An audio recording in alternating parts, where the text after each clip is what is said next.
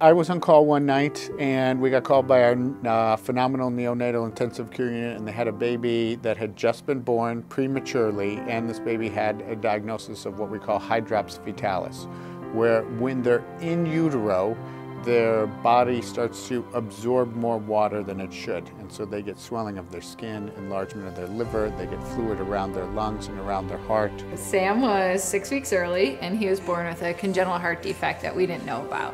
You know, all of a sudden you got this new baby and he's really sick, and they're telling you they don't know what's wrong with him and they think it's related to his heart. So he started to spiral down relatively quickly. We needed to have Sam have an intervention. He was not going to live if something wasn't done very quickly. So they took him immediately to the cardiovascular catheterization lab. In the cath lab, when Dr. Cheatham was getting access to his blood vessel through the leg, Sam actually coded, and so they started doing CPR on him in the room while Dr. Cheatham was getting access. Some of the images have my hand on his chest because we're having to do pump on the chest while we're getting the images so we can do the treatment. So we ended up taking a balloon with a stent. We opened up that critical narrowing with the balloon in the stent, similar to what you would do with a coronary artery that was narrowed. Once we did that and took the balloon down, now the blood could flow freely down to the rest of his body.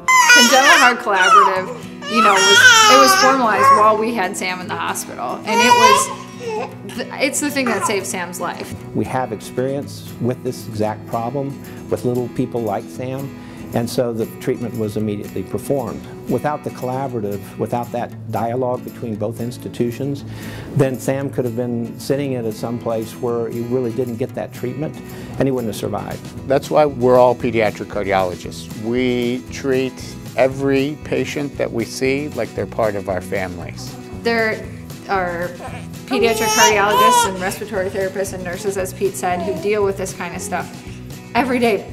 Lots of patients, and yet they care so much about your little guy.